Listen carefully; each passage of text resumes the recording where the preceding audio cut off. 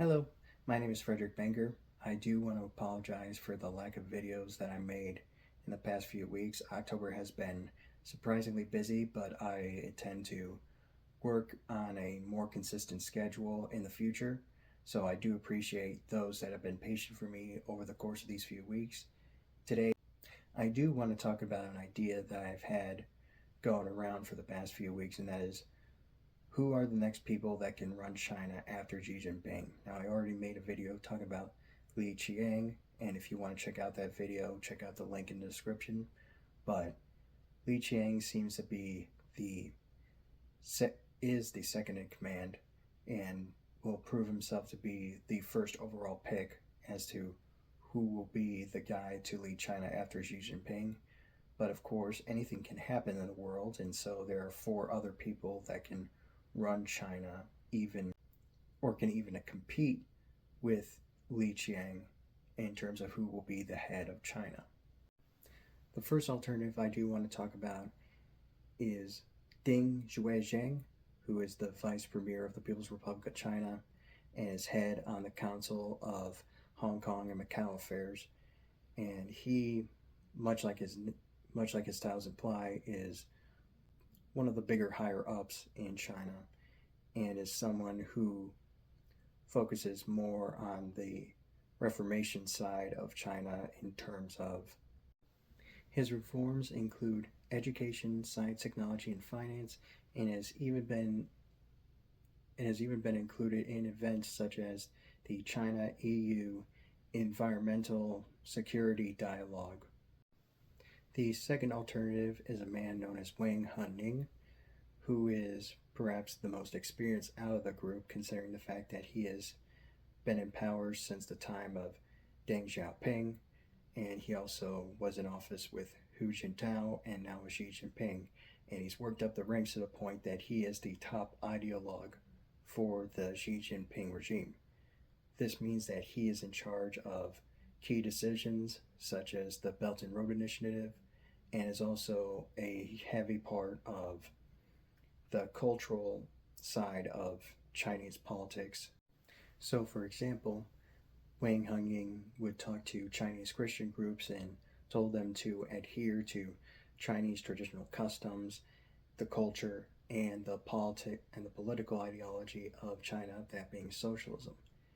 He has also went into Xinjiang, a heavy Muslim region in China, and went to the big cities, the big mosques, and talked about planting the seeds of patriotism into everyone, especially teenagers.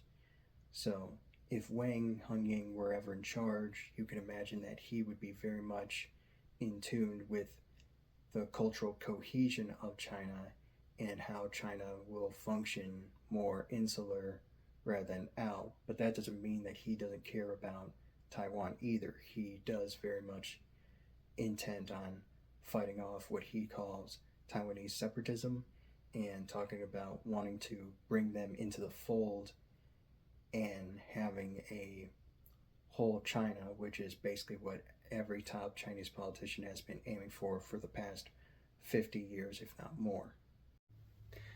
Another person that can lead China is a man known as Zhao Leji, who stands as the chairman of the Standing Committee of the National People's Congress.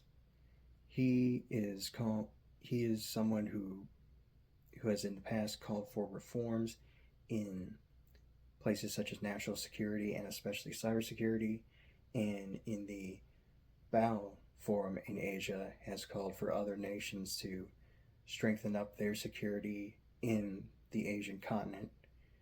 He was also a critical member of Xi Jinping's anti-corruption campaign and has been very much in with the national security side of the Chinese Republic.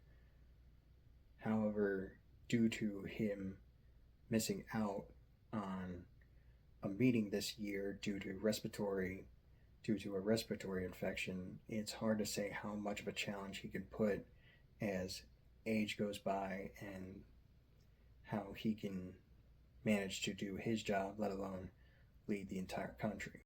The last person I want to talk about today is a man known as Li Qiang, who is the vice chairman of the Standing Committee of the National People's Congress, who, who given his title, appeared in Zhao Liji's place when he had his respiratory infection.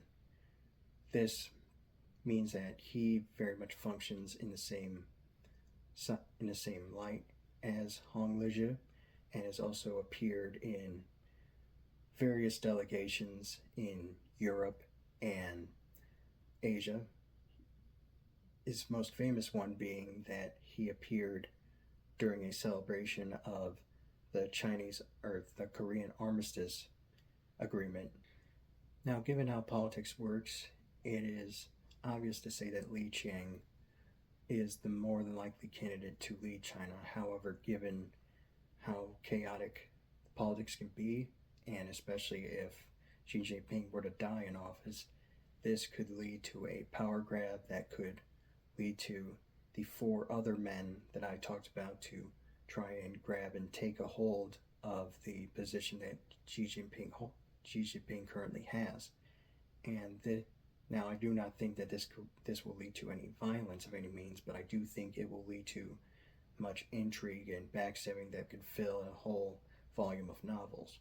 But nevertheless, I do think that given time, I do think I will see a new president of the People's Republic of China, and let's hope for the people of China and the world that we can have a more peaceful and more cordial president in office, and hopefully for the sake of the South China Sea, one that is more focused on his own side of the maritime border than everybody else's. Who do you think can rule China? Let me know in the comments, and if you like this video, make sure to like and subscribe, and I hope you guys have a wonderful day. Stay blessed.